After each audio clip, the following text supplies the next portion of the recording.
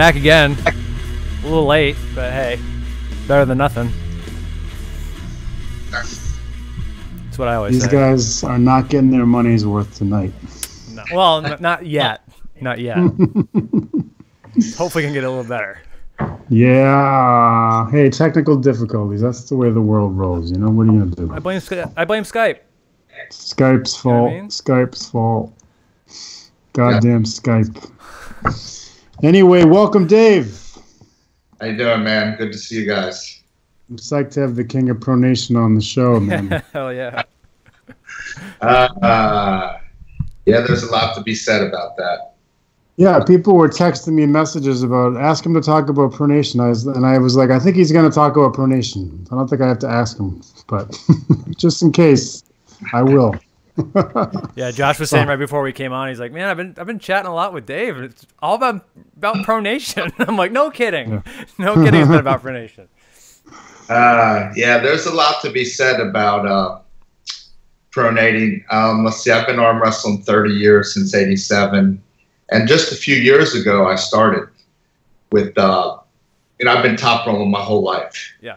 So if I could break someone's wrist back and go straight sideways, I was all good. But you run into someone like Mike Aiello, Kenny Smith, the people that are strong inside. Once they turned me inside, I was in big trouble. So now I've come up, watching Devin and even Doug Allen, some of the guys that, were pronating, Ken Hoban of late, that is, not with us anymore.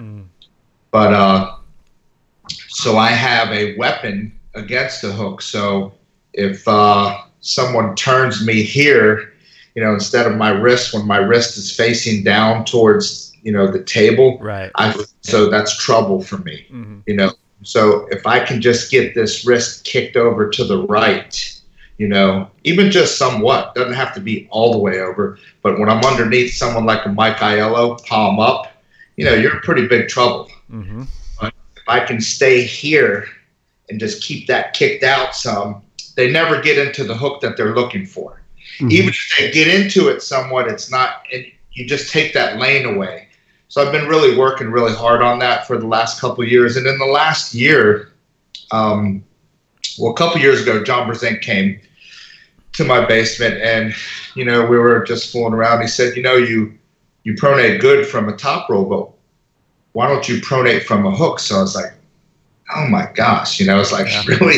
And, and he's 100% right. So if I go 50-50 in a hook with Kenny Smith, he's just too strong. But if I pronate, it gives me a chance, I'm in there because I keep him out of that lane that he's very, very strong at. So, John went to mention, Marcio Barbosa, Todd Hutchings, Ron Bath. He's not necessarily stronger than those guys in a hook. Some days he might be, sure, but there's plenty of days where he's not. But his pronation keeps them out of their lane, and I think there's a lot to be said about pronating. Now, it's just a great tool. Whether you're a top roller or a hooker doesn't make no difference.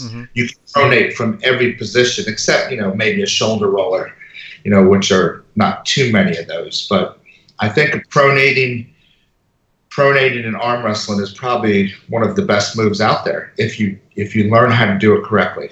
So let's talk about that, Dave. I'm sorry, John. Yeah, because I think, pronation, when you're saying you're pronating in a hook, really what that does is if you can pronate while your wrist is turned inside, it really takes away their access to your bicep. Because when you're on your palm, it's going to be your bicep. That's what you're going to get open. But if you're not, then it's not now it's your brachialis. It's your front delt can kind of start working in there too. And everything in arm wrestling is whatever you get, you take away. So if you're pronating, they are losing their pronation.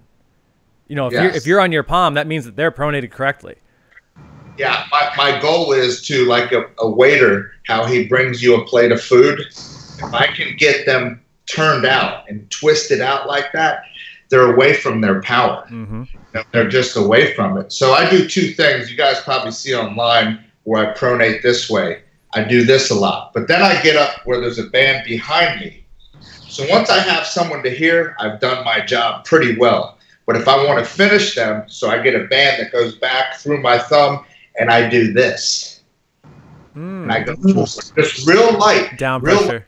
Yeah, down pressure. There's no, let me see how, I mean, on the pronation like this, yes, I go heavy once in a while. But there's light days and medium days. But on this, where I'm just going downward, it's very light, just a lot of reps.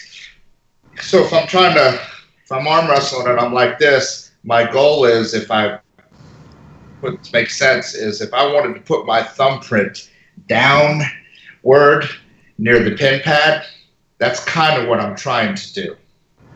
So basically, you're rotating through your thumb pad, but in the worst possible spot, really off the thumb itself. Yes, yes. And I don't try to run. You know, there's some people's pronation where they're trying to run way out on the fingers. That's not what I'm trying to do. I want to stay in that whole hand in there. The whole thing I want to turn. Right. And it's actually like if someone gets you in a semi-hook, if they're not, you know, got crazy cup pressure, you got more to pronate off of, you know, versus like this. It's harder like this a little bit, that little move. So if someone has here, it's like, man, when I start here with someone, like with my palm up, now I have something to work through.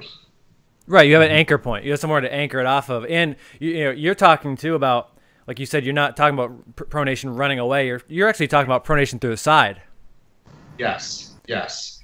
Pronating down pressure, using a little lat, coming back with my lat at the same time going downward. And everyone, oh, let me see how good my riser is this way.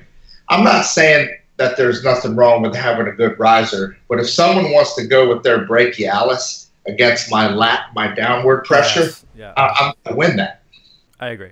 That's a small muscle versus little muscle. You better have one hell of a post. Yeah.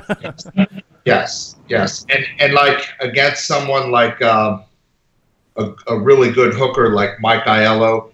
So if you have a post and you're straight up and down, my thought process, if I go up and grab a post that's straight up and down, I can cup that in pretty easily. Now you kick the bottom of the post out 2 feet. So the angles change. When my knuckles are facing their chest a little bit, and I'm putting a lot of pressure on the bottom 2 fingers, now the whole game has changed. So they're trying to turn me in a hook. And if they do turn me, it's not like this. It's like this. Right. And I'm in my spot, so to speak. Right, because when you're talking about hooking a post, the post, the angle's so high that if you post against the hook, you're not hitting their bottom fingers at all. And you know, even if you want to access it through the bottom of your hand, if you're not hitting my pinky, you're never going to do it. So when you back that post up, like you said, now you're hitting the bottom of the hand a little harder than the top of the hand. And good luck hooking that. It's just... Yes, I've been pulling with Kenny now for 10 years. And, Paul Lynn comes a lot now. Paul Lynn's a good up-and-coming, strong kid. That's a strong kid. But if I go like this with Kenny, it's too easy to turn me. And when I do arm wrestle, my pronator is locked.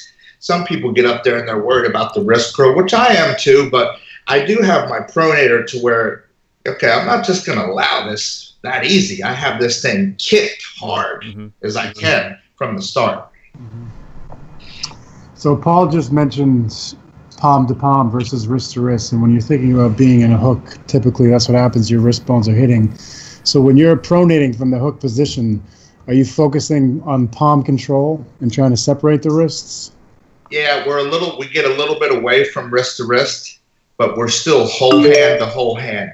We're whole hand to whole hand, and I'm just going downward pressure, especially I'm really good at it in the straps. I feel as though my pronation really is, or a good pronation, whether it's me or whoever knows how to do it correctly, it goes good in the strap. So I kick my wrist out and drive down at the same time. So as I kick my wrist out, the strap on this guy's wrist is going to kick him down under me. Yeah. So you're actually coming out the back door, but not running. You're right like this. And when I get someone to here, and then downward right here, because I used to back in the day think this was the best spot in arm wrestle, palm up here. And it's a good spot, but to me, this is a better spot. Right, it's a little less efficient, that second position. Yes. The more muscles you can get working for you, and the more you can take away from them, the better.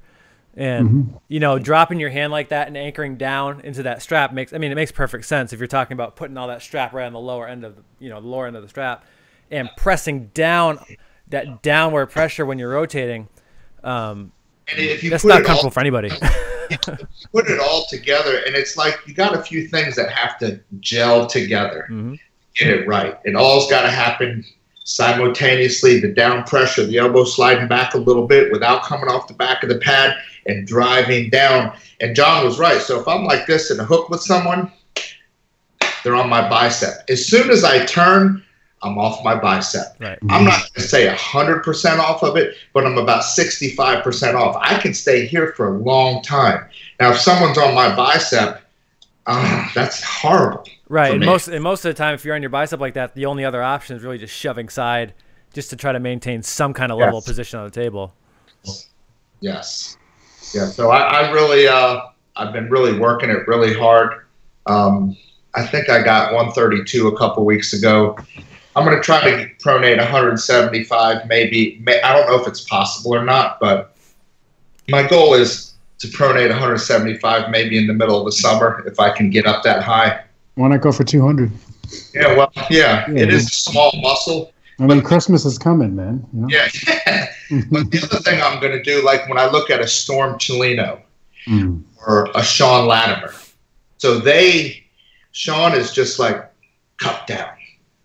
Right. Yeah. So I'm really starting to work on that cuppinator. I got a really good cup, but it's not elite as my pronation is. So I believe if I could just go right here, straight here, boom, get someone down here. So I got him in a good spot. Right. And drive down. So if you could cup down, and then as soon as someone thinks they might have you where they want you, and then as soon as you pronate, they don't. People don't realize when you get someone in a hook that's stronger than you, but if you pronate downwards to them, they think they got you, but then they're like, oh, I don't have him. Right. And they don't realize that right away. Right. Usually what happens, they drive and they feel their hand open up a little bit against your rotation. Yeah. They'll break their own wrist back by here. So like Paul comes over a lot, Paul Lynn, and I said, dude, you got to be patient when I have you like this, because if he drives, big moves, bad stuff happens. Big moves happen. Yeah. If you try to pin that, my wrist is not breaking from here. It's down. When you try to pin it, you break your own wrist back. And then you attack. So sometimes, yeah. So you just try to hold, and I told Paul, I said, look, you just got to be patient with that and just kind of stay in there. And you know, the only thing against the pronation, if you ask me, is to pronate back at it. You have to pronate back at him, because if you try to hook from underneath, and if you come towards me to do that, I'm just going to back up and sit there like that. And it's that was actually my question for you, Dave, because I know that when you start doing this kind of motion to stop a hook, it does leave you open for a strong top roll. So if you're going against someone who's... Yes, you got to be careful so you don't drop your wrist too much, like someone like who comes over and does that. I have to be careful, believe it or not, with Sam Harris. He comes over because his so good up here. So if I drop two below, he will.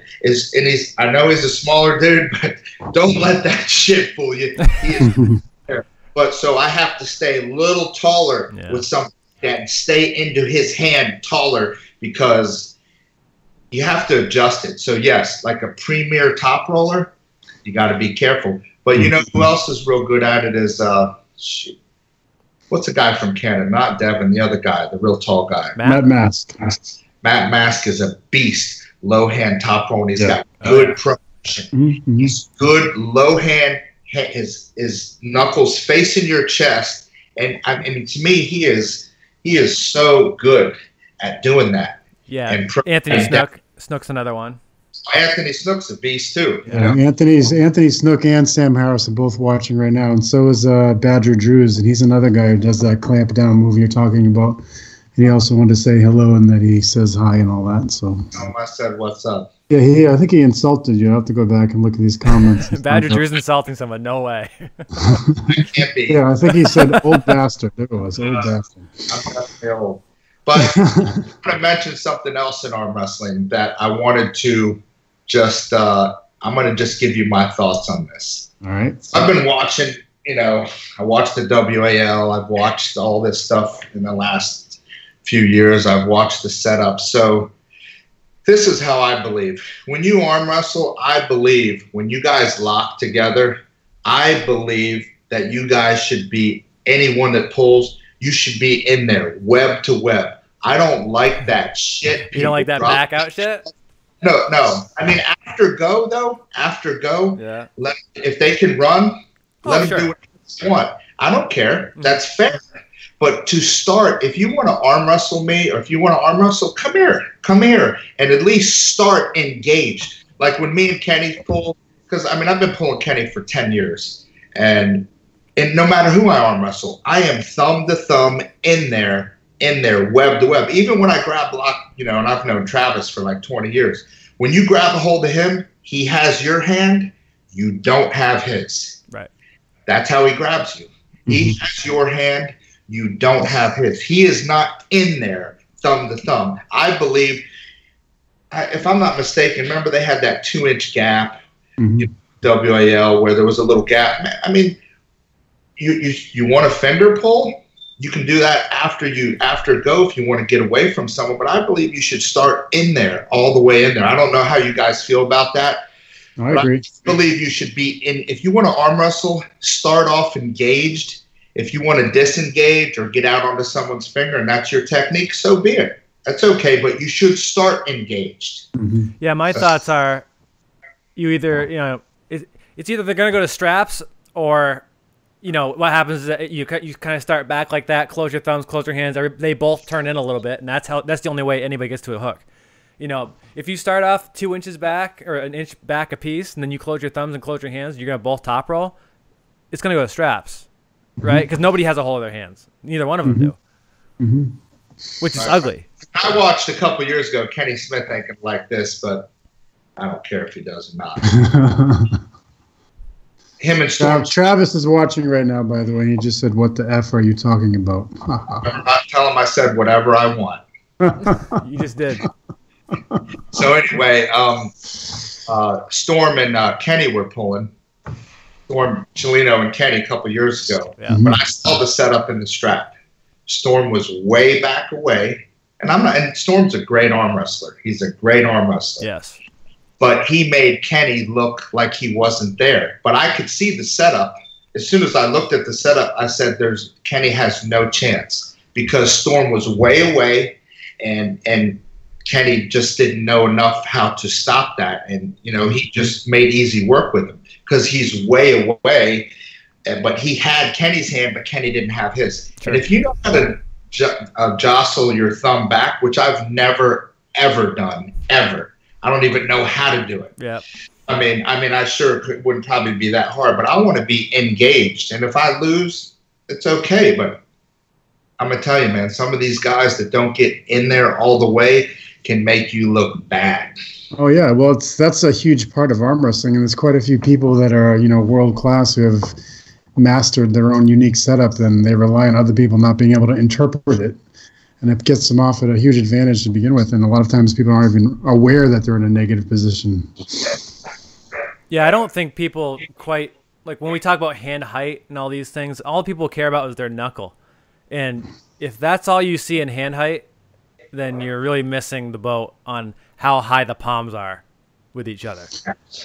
Because I can grab a hold of somebody and be so high on your hand and under my thumb. I'm not even capping my thumb, and I'm so high in your palm. I can do that if I want. I mean, that I think, speaking to your point, Dave, when it comes to hand height and hand position, it's not all just about, can you see your knuckle? It's not. Yes. You can be low on someone but still have a good rise. Absolutely, sure. You can be low on someone and still have this real good. Right. But down, and maybe even without capping, and have good control. Like in the straps, I don't cap anymore in the straps. Out of the straps, I don't. Yeah, I agree with that. But in the straps, I want more control. I totally agree with that. 100%. I feel much better. I don't cap in the straps anymore at all, because I can really arm wrestle in the straps with my hand open. Oh, sure. Getting a visitor? That means no. So let me ask you some more stuff about the palm, because I'm interested in that. Like, you're talking about like palm control and palm to palm, and I always figure we don't really speak enough about the movement of the palm against your opponent, like what areas you press with. like pressing with the bottom of your palm instead of the thenar, which is what we usually do. Is that something you consciously do when you're in a match, or is it an adjustment that you've thought about? And is that something you train at all? Yeah, I mean, I try to get my palm as thick as possible. This thumb pad, to me, that's real important, because the thicker the thumb pad, the more uncomfortable someone is grabbing your hand. So when I am in the strap and we're setting up in the strap, a lot of times I want to be inverted this way, because I really never want my thumb or my pinky under, because when I get under, that's a way to getting hooked. So I want to be inverted, and like when we're in the strap, I close this first. So if I close my thumb first and I get that meat going forward, it kind of keeps them out of my hand, but I'm still in there. And I put pressure this way. Really hard to it kind of wears on their hand if you're not used to it. Like if you set up with Mike Solaris and you play his game, he will wear you out in that 1 minute when it used to be old school stuff. That's the one thing I do like about the WAL, is that you just get in there and you get a grip immediately. Because if you fight back pressure old school, pulling back as hard as you could before go, sure. I mean, that's what, I love that shit. If someone pulls back into my hand, back straight away, back pressure, because their wrist is going to break back most of the time before mine will. But so arm wrestling has evolved a lot. I really think today with the setup and the dead load, if you don't really know what you're doing, man, it's not as hard to get hooked as it used to be. You let me load into someone's fingers before go, you take that hook out of the equation for most people. But I think it's pretty easy to get hooked if you don't watch yourself. Yeah, I mean, Travis is talking a lot of he doesn't agree with anything you're saying. So let me ask you this. If you were going to pull Travis, how would you pull him? That's tough, because I'd never be in there. If he came in there thumb to thumb with me, like when we grabbed up the other day, but he doesn't do that. He wants to run. Travis is stronger than me anyway, but I wouldn't want to be in there thumb to thumb with him and grab a hold of that fucker's hand. He always wants to stay away like a little girl, and he does. But he is a bad dude. He's a bad dude, but he wants to stay away. If Travis was as strong as Dave Shafee, I mean, everybody would be in trouble if he had that kind of horsepower, because Travis is very, very good at beating people stronger than him. And he's one of the best at that. But he doesn't never want to be in your hand. He wants to have your hand and you not have his. So that's where I like this. I mean, if he grabbed Dave Shafee like this and they closed, both of them had each other's hand, I think Travis would be in pretty big trouble. I think it's really interesting because both of you are pronators, and yet your style is so very different. So, I mean, it's like one of those things in terms of, when you were talking about the back pressure and that people use to get into that style of pronation, like the old school top roll, it's something that everybody does, and yet the techniques around it are so varied. And, I mean, I feel like our understanding of it, I mean, I think you have a very good understanding of it, but like when we have our conversations on Facebook about it, Dave, I always feel like, I'm like at level 1 out of 100 in terms of figuring out which direction the hand should be going in all situations. That's why I was asking about, like, the movement of the palm, because I have a big hand, so I can feel a lot of movement from other people's hands. And by pressing with different parts of my hand, it's teaching me lessons little by little. But I don't know. I just think it's interesting. I mean, because Travis is. I watched you pull lately. I mean, a little while ago, and I was like, damn. I think we messaged back and forth. Yeah. Like, man, just a slight. You're in a hook right here, and then it's so easy when you're right here to fall into this spot. Yeah. And that's not where I want to fall into, because I'm not the guy that wants to be in a 50-50 hook. Instead of falling under here, I would just rather drive this downward, and then I change everything changes. The whole match changes when I have the bottom of my hand parallel to the table, pinky in this hand is parallel to the table, I'm usually in pretty good shape. So what percentage would you say is driving your hand down versus lifting your wrist up?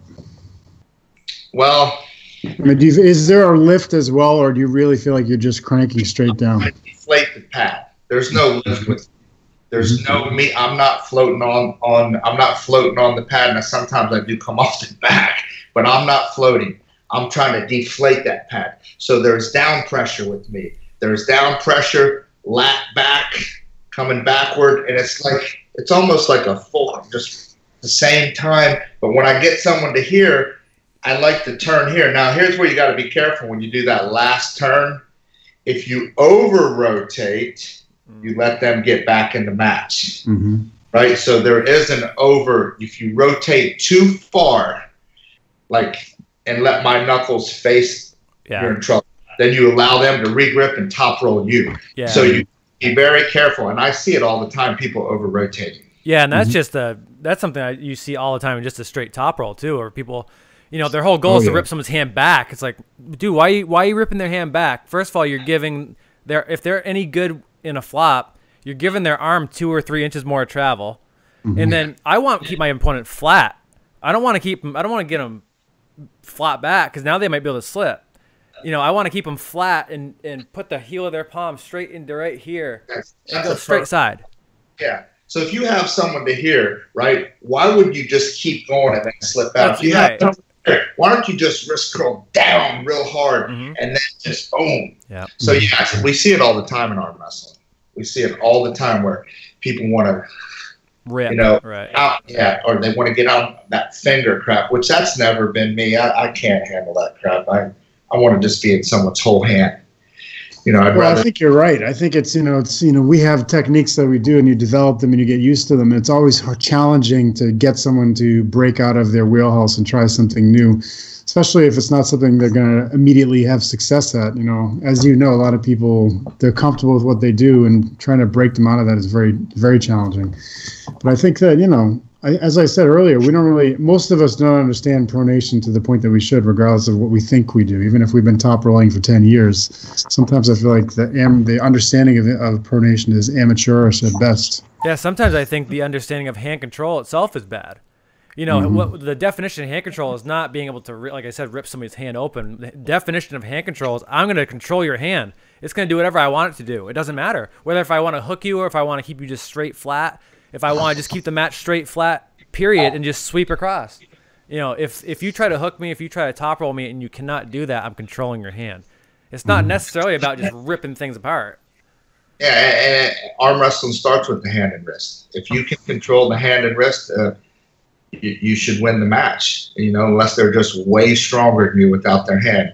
You should be able to win the match. If you can control their hand 90% of the time, you're going to win that. If you get someone broke back like this outside their shoulder and you're over here like this, you should win that. Right. Yeah, if you can't, then there's just a huge difference in arm strength between the two. You have those guys like Hutchings and, Jerry, these guys who you take everything you want and just good luck still. It's just the way it goes. Like when I watched and I talked to Mike, I love Mike Gould a lot, and I have a lot of respect for him and Jerry. Yeah. But you were refereeing. Wasn't this the super match a couple weeks ago? Mm-hmm. So if you arm wrestling Jerry Catcrack, now this is easier said than done.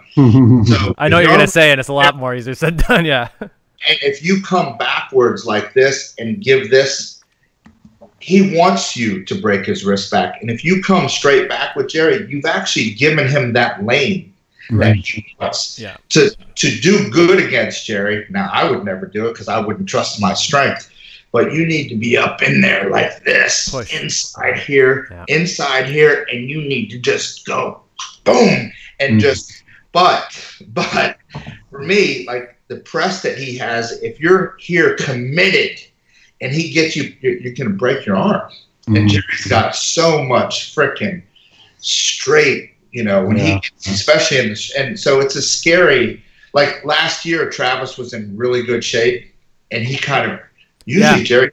Usually Jerry beats Travis. Right. More than Travis has beaten Jerry. But Travis stayed inside his shoulder, trusted, and pushed him down. That never has happened before.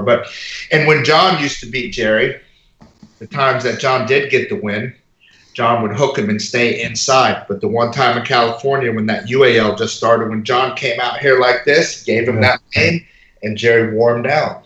Yeah, Ron Bath did that to him about 10 years ago to at Mohegan Sun. He really just stood up and pushed, and it worked. But, you know, you're right, too. You know, if you try a top roll Jerry's very special. That Jerry does not pull whatsoever when it comes to a flop. He pushes at the peg or at you. And that, to have that kind of strength without your hand, in quote unquote, not even following the laws of leverage that we all believe in, he pushes at the peg or at you and still wins. Mm-hmm. It's insane. How kind of it's not normal. The side pressure that Jerry has Yeah. with his wrist is just. There's a lot of things that are unusual about him, like his flexibility. You know, he gets his heel high up on the table leg. I know. So the way he coils up like that, 330 he coils pounds. up like a spring, and it's like, whoa! It's just incredible. Yeah, It always shocks me when anybody stops it, to be honest with you. You know, Dave Chafee beat him relatively easily a couple of years back, and it still surprises me because he's such a tough out for people. yeah, we got some big matches coming up this weekend. And Zlati. yeah, we're going to talk about all that, Dave. But first, let's watch some videos of you. So we've been talking about all these techniques that you do, and we have a couple of videos we wanted to share with people. And you can talk us through them as we watch. Actually, it's you and Micah Yellow. I guess, well, I don't know where it was. John was there. But I like it because every match looked different. And I think people will get a kick out of seeing these. Do you remember this match? Yeah, 2013, 4 years ago. So you can just talk us through it if you don't mind. So we're setting up right here. We're staying loose. But as soon as they say go, I fired. And I didn't have my pronation like I do now. I kind of just cupped him. Mm-hmm. I still pronated because I'm a top roller, and I've top rolled for a long time, but not to the level it is now. Matter of fact, when Mike gets better, I know he had surgery, but when he's get better, he's perfect for me. He's perfect for me because I got something for him next time we pull. And I love Mike, but I really, really, really like my chances against him. So are you doing the down pressure right here, or are you just holding like the... I'm standing tall. There's down pressure. I ended up pressing him. Yeah. But from a technical standpoint now, my pronation was good back then, but it's a lot better now. And smarter, actually smarter. So I'm smarter now. This one, you guys were just in a hook. Yeah, we're just pulling after the tournament, just pulling around just to see. And I really don't quite. Once I hurt my shoulder in 2000, this was in 2013. Yep. So this was in May, June, July, August. So 3 months later, Marcio Barbosa came to my house and was practicing with me and Kenny, and we were dug in there pretty good. And I hurt my right shoulder, and I've never quite got my hook. It's close, but it's not quite what it was. So I was so depressed about that too. I was like, man, so I believe my pronation is another tool that I have. If we do get into a hook, I can keep people out of the hook that they're looking for. They're looking for, wrist to wrist. I'm not giving them that. Right. I'm not gonna give it to them. So, and if you look close in the back of this video, you can see my big fat fucking head right back there. Oh, yeah, right next to Timmy's. It's hard to have a big head next to Tim Preston. If anybody can do it, Dave, it's me. Shit. That was a good tournament. That was a lot of fun. I remember that one. I think that was the one that Corey Miller came out for, I think. Yeah, Corey Miller came. He won. Yeah, Corey came. He won right-handed, and Clembo won left-handed. He was very impressive that day. Right-handed. I like that first match, Dave, and I can see, I sort of am imagining how you would change it if you did the same thing again today, because listening to you talk about your style of pronation and the messages we've exchanged, I'm just imagining how you would change that and what the position would look like with your, improved pronation. I really like the idea of it. I mean, like I mentioned Badger earlier, every time I train with Badger, he's constantly telling me to do basically the same thing. You're a little bit different, but a lot of similarities to what you're saying. And I wouldn't be afraid. So when I was pulling Mike all these times, I was like, man, I'm so afraid of his hook. So afraid of his hook. I don't want to get hooked by him. But now that I have another bullet in my gun, I wouldn't be afraid to come because Mike's coming towards me. He tries to push me down now because he can't hook me the way he wants to. So he comes towards me. So I wouldn't be opposed to Mike coming towards me. I'm coming towards him, right at him. Boom. We pass each other. We get into this deep hook, but then he's going to think he has me. And as soon as we engage into this hook, I'm going to drive down so freaking hard. I would like to see how that would pan out. And I would like my chances because I can engage in a hook and be strong enough to pronate before he thinks he can just get onto my, I won't allow him to get onto my bicep. So I guess, you know, in layman's terms, I'm protecting my bicep very well by pronating, and I'm keeping them on their bicep. So that's the key. Get them on their bicep, get off mine.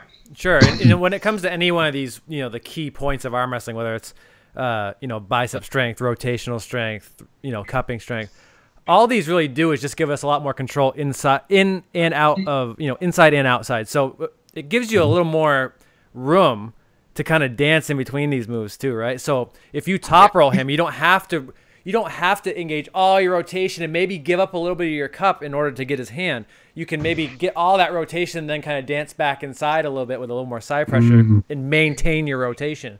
And then, because when you have all those moves incorporated into one movement, it's a really helpless feeling when you're on the other side of that. When there's just like, there's no option here. You know, if I try to hook him, he'll keep me flat. If I try to top roll, he keeps me turned under. It's very, when you cut off all lanes, it really sucks for the other guy. You're right. And it starts with hand control. I mean, like you mentioned this earlier, but I mean, if your hand feels equally strong and equally connected the whole time, they don't feel the transition and they can't block it. And I think that's... Sam Harris is very good at shutting down lanes. Extremely.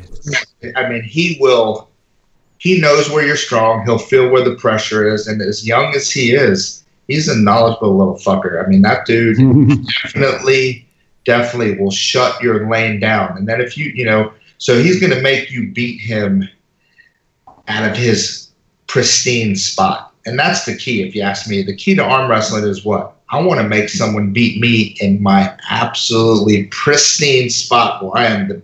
And I want to get to my spot first. If I can get to my spot, you know, and let's see what happens, you know. And I think pronating, whether it's a hook, top roll, doesn't matter. It's a great weapon to have. But if you ask me, 90% of arm wrestlers don't really understand what we're talking about.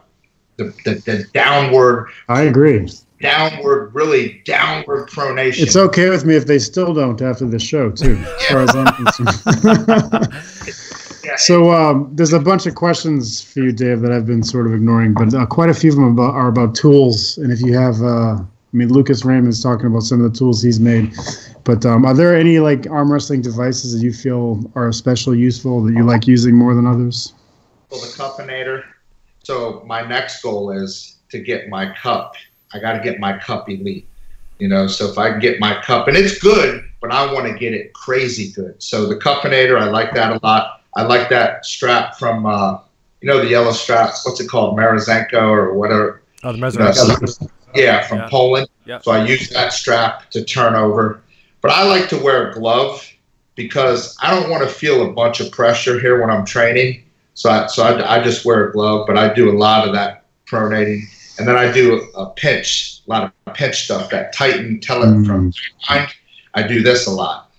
I do that a lot. And then I'll do, you know, one thing where I showed you the strap comes back behind me. I have it in my thumb, and then I already got someone in good position, and it's just this. And it's a little movement, but it's a lot of, and it really just, it gets to where when I get here, you know, if someone grabs me and they turn me in a hook, it's like, it's almost second nature now for me just to drive forward.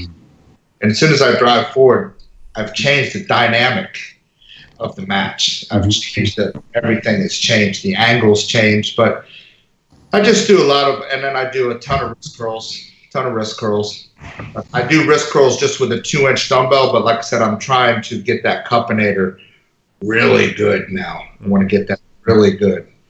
And just every angle. And even when I do pronate from here, I'll pronate like halfway where it's like not straight up pressure, where it's different angles.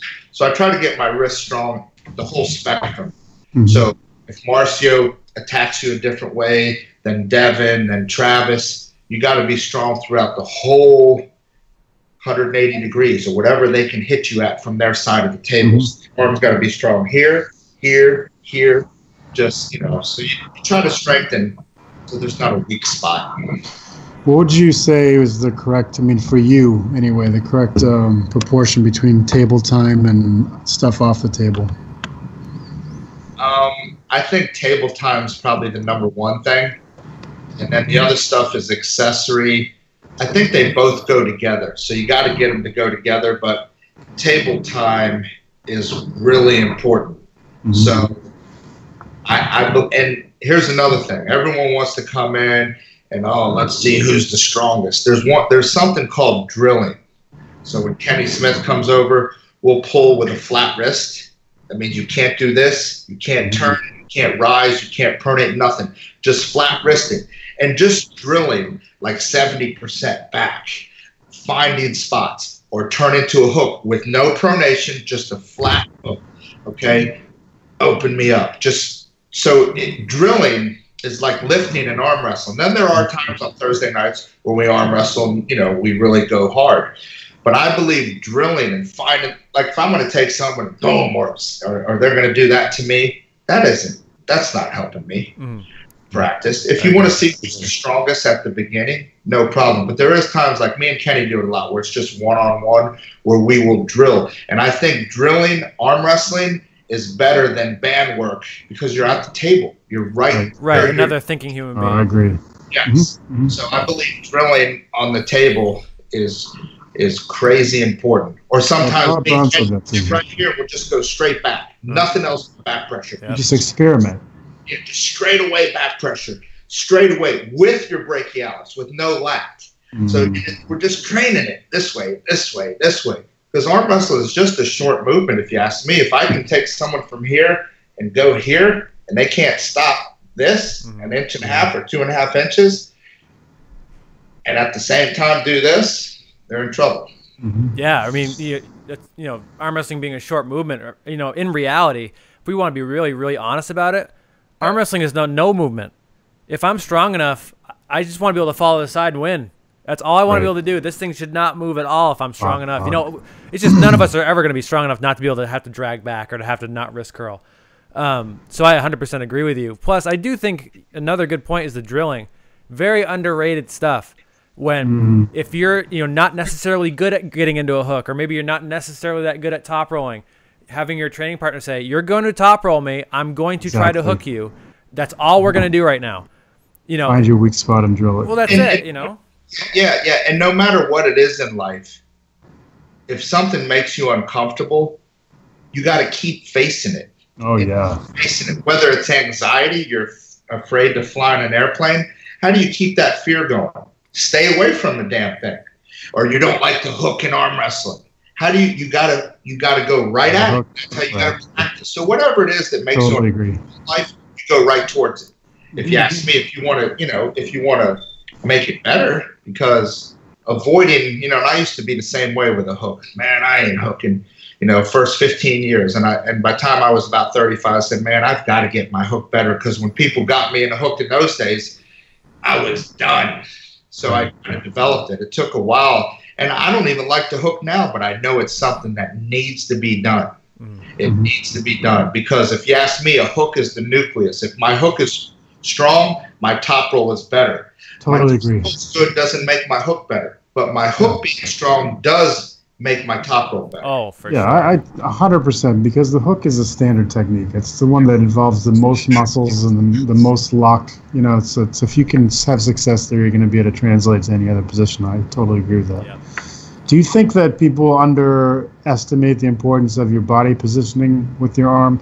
Whether, your shoulder should be close to the center line, left or right, forward, back, that kind of stuff. It's not something we talk about a lot, but it seems like it's a pretty important subject, especially when it comes to pronation. Like when I watch you do it, your body is very integrated. There's not a lot of movement, as John was just pointing out. You're very locked together. And so, how do you train that? How do you train that lock? In a perfect world, if we could stay right here in a perfect world, if we were everyone was this strong, and we could just keep this tight, and that this is all one piece, and just drop over, boom, right, and nothing moves, right? You just drop. It's arm wrestling is like a windshield wiper, right? If you could just kick sideways and just hold enough back pressure where they can't draw you over. Yeah, that's all I need to do. I just don't want to be drawn over to their side, because then that's a big problem. So if I can just sit down with pressure downward and hold this to where they can't draw me this way, and then they'll just drop over. And when you feel like that, and there's been a few times throughout the years, boy, when you feel like that, that's a good feeling. It is. Most of the time, I know that doesn't go like that, but that is the best feeling in the world. And I believe your hand, the back of your hand, should be minimum. The back of your hand should be inside your shoulder. That's my thought. Everyone's a little different. Now, I'm not where some people put their hand way inside their chest, because I can't. I'm a little too far away. Some people are over here. I don't agree with that either, because as soon as you get kicked over here, you're if you get turned under, you're in some deep shit. Yeah, right here, just inside here, and you get kicked over here, I'm still strong right here. Right. Well, and you can drop your shoulder just a bit more and keep your it's really your rotation and your shoulder angle are very, very, very related. And I like what you're saying about that, because there's a lot of people who they're rotated, actively rotated, but their shoulder's in the complete wrong spot, and it's like, you're not even taking advantage of what you're doing right now. I hope you know that. Because if you dip your shoulder behind a bit, even if you get turned under a little bit, you can catch that at least neutral. Yes. Give me neutral rotation. I can work off of that. I just don't want to lose it all if I'm going to be top rolling. Yeah, shoulder has a big part of arm wrestling. More than watch Prudnik. If you watch Prudnik, that's a great lesson on the importance of your shoulder. Yeah, shoulder is a big deal, but body positioning is so huge. It's so huge, and everyone has a little different take on it, or their spot might be a little different. So everyone's a little different, but I think the back of your hand should be at least inside the inner part of that belt, right where your chest ties into your shoulder. It should be about here, for you to be able to protect yourself pretty good in case, because there's definitely going to be times where someone kicks you over to here. If they kick you over to here and then just bring you even with your shoulder, you can still arm wrestle from here. Oh, yeah. Here, that's, then you're getting into a bad position, break arm. It's not good. Yeah, I definitely agree with that. And, even in terms of, like you said, you get kicked off a bit, not a huge deal. You should, if you're strong here, you're going to be pretty damn strong here. And if anything, even maybe a little stronger, because we all know that we're a bit stronger than negative. Just the way it goes, right? So I'm glad you brought that up. For me, back when I was younger, I used to have a really good hit, but now it's like I have to feel negative pressure a little bit before I can drive into. It's crazy. I hate it. It is what it is. I got to go into, I got to feel pressure into there. Some negative pressure this way for me to just resist. Yeah, I understand that. Yeah, so it's I think that negative cycle, and Devin's a perfect. You can talk to Devin; he'll say it all the time. He's the same way, And one thing that what I like to see, and some of the higher level pullers are really good at this. Even when they get pulled over to the wrong side of the table, they move their body so they maintain their lock. So even if they're, Alan Fisher is really good at this. So they get pulled way over to almost get pinned, but they still are in that, that integrated strong body lock. So it gives them a better chance of coming out of it if they get a moment to breathe. Yes. And, if you do get pulled over here, so my thought is, if let's say someone gets you open way over here, I don't think your head should be over here. Your head should actually be over here. So you got to correct the position. Yeah, you need to stay. I mean, this needs to kind of stay constant. Your hand goes over here. You can't. I mean, I've been here plenty of times where my head's here and my arm's there, and that's really a no-no. But if I can get here and then I can get some drive back. Yeah, right. When my shoulder and hand, and when the relationship between my shoulder and hand are good, that's a better chance to be successful. I agree. Even in the straight post, to neutralize side pressure. Yes. And then even when they pin, some people are off over here, and the hands way up. That's no. Right. It should be like this. It's like I said, it's a windshield wiper. Everything goes together. And Barry, you know Barry, right? Barry Hurst, John? Yes. So Barry's a knowledgeable little dude about, he was a beast in the 1990s, late 90s. But he teaches that big time. I've learned a lot from him, just straight sideways. We want to spin. We don't want to over-rotate. So, like a windshield wiper, you're just going side to side with some back pressure engaged at the same time. I love this topic, man. I feel like, again, we've been talking about stuff that we don't talk about enough, and I love it. This is like advanced level stuff. And, even if you watch a lot of elite pullers, people that we're talking about tonight, a lot of them don't do it. And you wonder if people were able to stay integrated, how much more successful they would be. We talked about a couple of them tonight who have really impressive techniques, but they're in one specific direction. And if somebody figures that out, then their technique falls apart. It's my only chance against Kenny Smith, and he's my boy. We practice all the time. I have to pronate to keep him out of his hook that he wants to get. His hook is very fucking strong. I've been pulling with him the last 5 weeks because he's going to pull Ron and Jordan Sill. I know. This weekend, 3 times a week for 5 weeks. And I'm 55 years old. My freaking arm, he just thrashed it, but I had to do it for him. But and that's my only shot. So we go into a hook. I can't leave my wrist here. I just can't. I just got to do this and get that wrist out. And as soon as I do that, then it works for both of us. It allows him to just lay on that side pressure and me hold somewhat, able to hold and make him arm wrestle. So that's incredibly great training, man. And if we go into a 50-50 hook, it's not good for me. Nothing 50-50 about it, huh? No, but that's what I love about the pronation. You can actually go into hook with someone and then pronate from a hook and still stay out of the hook, so to speak. They think they're in a hook, but then they don't. People don't it's not quite wrist to wrist. No, and like when people come over here for the first time, like, what the, because I do it, and they're like, BJ Fakakis came last year. He came up here, and I was kind of trying to show him. I said, dude, it's a difference maker. If you ask me, it changes the outcome of 2 people that are arm wrestling close. Yep. It's just if you are doing it and they're not, it's big trouble for someone. Yeah, I think Norm Devio. Too many people watching the show right now. Norm Devio is a great example of doing that move. Because Norm has a fantastic wrist curl. So, he's just the guy that just goes ready to go and just comes to the back of the pad and just really drags. But he's definitely not trying to top roll you. He's just dragging back, just straight back into his rib cage, right? And pronating. And it's like, if you try to hook him, so it's a pain in the ass to try to hook that guy. Crazy George is hard. When people try to top roll him, that to me is the worst thing you need to do to that guy. Now he's got some crazy, but I think you need to get in there with him here, and and I'm not saying I could do it, but I'm just saying, again, easier said than done. But with here and drive down on him, because the dude actually pronates really good, really hard, pin his fingers. And then at the end of the match, you got his wrist. But if you watch all of his matches after 45 seconds in, even 30 seconds in, your wrist is broke back. Yes. He has broke your wrist back. So I think that's a no-no to try to come backwards on him.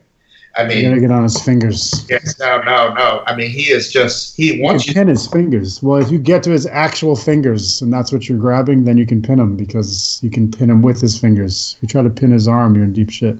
Yeah, like I was watching that match with Anthony. That's how he pinned him. He just was like, until he's finally actually grabbing his fingers. He just twisted his fingers right down and pinned him. Yeah, there's only one guy who actually kings moves in the sport, and his name is Crazy George. Everybody else faux kings moves. Everybody else does it just a little bit different. It's never quite the same. And the reason we all know they're not the same because they get pinned sometimes. We're talking about hand control, right? He ends up with hand control at the end of the match. Crazy George does not win like this. He does not win like this. He wins like this. He has your hand at the bottom. He is separated, but he's doing this. It might start like this. Eventually, it though, starts it from goes back, here. but the finishing, he finishes in a great spot. Yeah. He finishes in a great spot, and good for him, man. He's figured it out, and he has figured it out. Speaking of finishes, let's talk about Zlati and the Vendetta and see if you got any predictions for us about these big matches. Which one are you looking forward to the most? Man, they're all good. Yeah, this is a great card. Dave Shafee, and then you got. I'm really looking forward to the Hutchins. Yeah, me too. That's the one I want to see. That's the one I want to see the most. I think. It's very. Rustin. I'm going with Hutchins. Yeah, I have to go with Hutchins. I want Hutchins. I have to go with him. I feel that he can win. I think the first match is going to go to the other guy. I agree. So the explosion. And what is it, a race to 5? How's it going? Six, no matter what. 6 matches. It's a race to 6. I'm going to say that Hutchins wins 4-2, but he's going to lose the first 2. He's going to stop him on the third one and get into a war. As soon as Hutchins can get him stopped, that's the problem. He's got to stop the dude. Yeah. And if this kid can't pin Todd in like 10 seconds, 11, 12, 13, he'll bleed him out, so to speak. I agree. And knowing Todd, he's ready. I mean, just that dude, no one outworks him. He doesn't get outworked. I mean, Todd Hutchins does not get outworked. And then so I think I'm going to say Hutchins 4-2, and then you got Michael Todd and Pushkar. Yep. Ooh. So Michael. I'm going with Michael. Yeah, me too. I'm going with all the Americans. I do. I am as well, and I'm not trying to do that just out of patriotism or something. I honestly feel that they're going to win, those 3 guys. I honestly think Michael is going to be 4-2, the same. I think Michael's going to be in trouble the first match, but I think the Pushkar has gotten stronger than he pulled when they pulled 3 or 4 years ago, 5 years ago. Yeah. So I think Pushkar, I got to give him 2 wins. He's going to win the first 2, and then it's going to be very similar to the Hutchins. But as soon as Michael stops him and he can't pin him for 15 seconds, I mean, he'll wear on his wrist, and I think it'll be 4-2. Now, the one that I don't know, the one that's scariest to me is the Shafee-Trubin. Mm-hmm. Oh, boy, I want Dave Shafee all day long, but honestly, I think that could be 3-3 very easily. It could be 3-3. I would say of the 3, it's definitely the one that's most likely to be 3-3. Yeah, that could be a 3-3 very easily, but Dave looks very, very... That's what I think. I feel like Dave has the ability to end a match quickly with Trubin if he gets what he wants a couple of times, and I think if that happens, that he will wear him down. But then I worry a little bit about Dave Shafee's endurance. Me too. I don't feel like Trubin can possibly have better endurance. I mean, I realize that he's not quite as puffed up like a tick as he was when he was sending those pictures around, but Trubin is so much bigger now. It's got to have infected his endurance. I mean, I don't see how he could have power. I mean, I don't think he can't develop that kind of power and explosive technique and endurance all in the same time. Dave Shafee is a perfect example. As strong as Dave is, I mean, he is a freaking beast. If that dude were to put pronating in his hook, oh my! I mean, you got to get him over to your house. I mean, my God, it would be like, I don't even know what it would be. But if he really started learning how to pronate from a hook, from a straight wrist curl and pronate, I mean, what then? I mean, well, yeah, I think in no matter what. Just a real high-level, broad scope of statements. I think for a long time, Dave Shafee is the best physical freak we've seen come out of North America for quite a while. I mean, the guy is very complete when it comes to how strong he is, right? His hand is so strong, and his arm is probably a bit stronger. But his hand, his hand is huge. He's got good rotation. He's got good wrist curling ability. He's just, I kind of feel like Dave could even shock him up a little bit. If we could just shine him up a little bit. Right, and I think Dave has another couple He levels needs to go, and that's scary. a little polishing on Dave Chaffee. And Yeah. and even Travis says if he was as strong as Dave, no one would beat him. Right. I think Dave has a couple more levels to come up. I really do. Yeah. And I mean that as a compliment to Dave. I don't mean it as anything bad now. I think He can. That's just the scary part about him. You're Yeah. right. He can be even better. Sam Harris is saying a lot of stuff. He agrees with us about most of these predictions. He's worried about Dave the most, like we are. And he says if Dave can control the hand control game, it will be Dave easy. And I do agree with that. agree. I do 100% agree with that. So I think the first match, I think Dave is going to start out winning the first match because Dave is usually right out of the gate crazy strong. Yeah. I just hope that Dave I can't wait to see this, man. can endure. Now we do have to talk about. I got to talk about my boy Kenny Smith. So he's Hell yeah. pulling. So it's Kenny, Ron, Jordan Sill, and Corey Miller. Ron Bath. Yes, Ron Bath, Jordan Sill, Corey Miller. So Corey Miller is in the round robin, is what you're saying? yeah, it's a round robin. They arm wrestle each other twice. So Corey's in there just to be the guy that could just upset some people, I guess. He's a little smaller than everybody else, but he is a beast. He's a beast. He's a beast. Yeah, he's a beast. But I really like Kenny's chances left-handed, and I think he's going to compete very well both hands. His left hand is just, I don't even know how to explain it. It's really, really good right now. But Kenny's going to compete very well. Win, lose, or draw, right-handed, he's going to compete. He's definitely going to arm wrestle very good. Oh yeah, there's no doubt about it. Nobody's not going to know that Kenny was there. So Corey Miller, I mean, it seems like because I know Todd was supposed to go to that. I mean, I'm guessing Corey just kind of jumped in because why not? Yeah. Which I mean, like you said, he's an animal. He could upset people. Because if I'm Kenny Smith, I'm afraid. I'm like, man, phew, the pressure is when I do arm wrestle Corey. There's the pressure because he's a smaller dude. Man, I'm supposed to win, all that kind of stuff, right? Yeah, I'm supposed to win this match, so it's like. And you never know too. You have a hard match with somebody else, and Corey's fast. You can just pop and that's it. He could clean up the mess. You let these other three wear. That's right. Sweep it all up. Would you classify Kenny's left as being better than his right these days, or? Is he pretty even? I think it's hard for me to actually really tell because my left or my right is. But his left, the hand control of his left is freaking crazy. Because I mean, when Todd Hutchins comes over left-handed, Kenny goes right through him. Like it's like right through him, and I'm like, damn. Right-handed, it's a different story. So I would say Kenny has a little more hand control left-handed than right, but I think Kenny's more coordinated right-handed than left. A little bit more comfortable, if you will, but Kenny's top roll left-handed is disgusting. I mean, he's got a really good pronating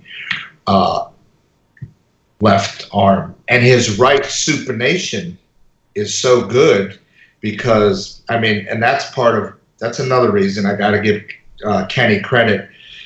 My pronation is so good because I've been fighting his supination for 10 years or 8 years, and he fights my pronation all the time. So when he grabs people that don't pronate like I do, because when he went to pull RVJ last year, I said, Kenny, I don't know what to tell you. RVJ's hand might be better than mine. I don't even freaking know because I've never pulled Rob. I said, I don't know. But Kenny said that he thought that my pronation was a little better because he's used to my pronation. Yeah, you never know too. With things like there's all those variables of arm length and hand size and all these things. I mean, Robbie has a huge hand; his arm's not short, but you don't have a small hand or a short arm yourself, there, Dave. So in terms of being able to use that pronation and use your natural gifts of your arm length and that kind of stuff, that combination, sometimes it takes a little bit for it to click, and then it does, and it's like, oh shit.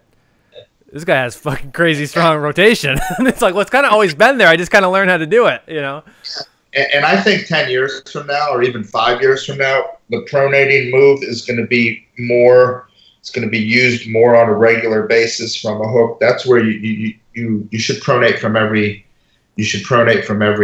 anything you do, top roll, hook, because it just makes you stronger. It's Certainly a stronger, helps. Makes you more efficient.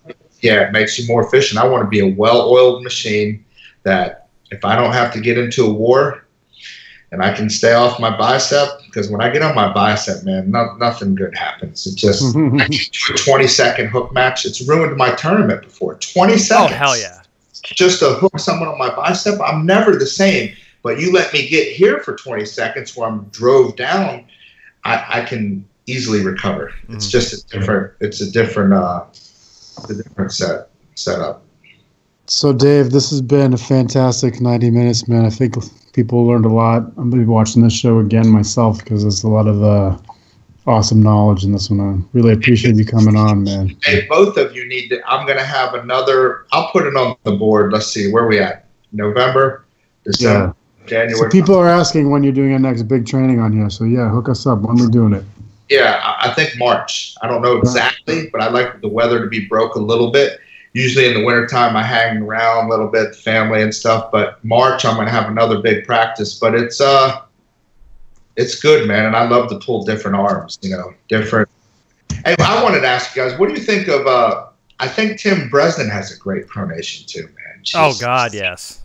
Yes. Yeah, I felt it for a We long forgot time. to talk about Tim. We forgot to talk about Tim. Tim and Gennady are pulling his Vladi. Yeah.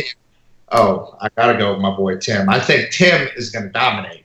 I agree. Until one of those guys beats Tim, you got to bet on Tim. I'm just going to, for sake, I'm going to give the guy one match, just because Tim might win 6-0, but I'm going to say Tim 5-1. He's not going to be able to deal with Tim, and you get Tim hooked, and you think you got him, but then you don't. Yeah. You know what I mean? Tim can lull you to sleep. Yes, he can. Where you got to get him in a hook and have Tim over here, and then Tim will come. He's not going to come across like this. Tim will come. So it's like a tow truck or something. Yeah. But yeah, I think Tim's going to win 5-1. I think that's a good prediction. Yeah, I think Tim's going to win 5-1. Yeah, based on, not that you can always count on, when A beats C and C beats B, that means that A is going to beat C and all that stuff. I probably just messed that whole equation up, but you know what I mean. Something about algebra, I don't know. Gennady and Siliev really had tough matches, and Bresnan really handled Siliev very easily. So I expect him to beat Gennady the same way, but we'll see what happens. Yeah, Tim's hand is a little different than everybody's over there. I think if you haven't pulled Tim before, he's a different animal, man, with the way his hand is and the pronating. He's very, very, he's a different type of guy, man. His pronation is top shelf. Agreed. It's just as good as it gets. All right, my man. We're going to have you back on soon because this was awesome. Yeah, we had a lot of fun. People are like, don't hang up, but, everybody has lives, man. Dave has to go back and do things, man. We can't keep him on it for the rest of his life. But they like you. You should go back and read all the comments because there's some questions we didn't get to, and there's a bunch of other stuff you'll probably like reading. Yeah, I enjoy it. And the next big practice, I hope you guys can make it. We'll make it. I'll put it on the board. It'll probably be mid-March or something like that. If it's in March, I'll be rebuilding my left hand, so I'll be looking for everything I can get. So there we go. Perfect. All right, my man. Many thanks. We'll do it again soon. Yes, sir. No problem. See you guys. Thanks, guys. Bye, man.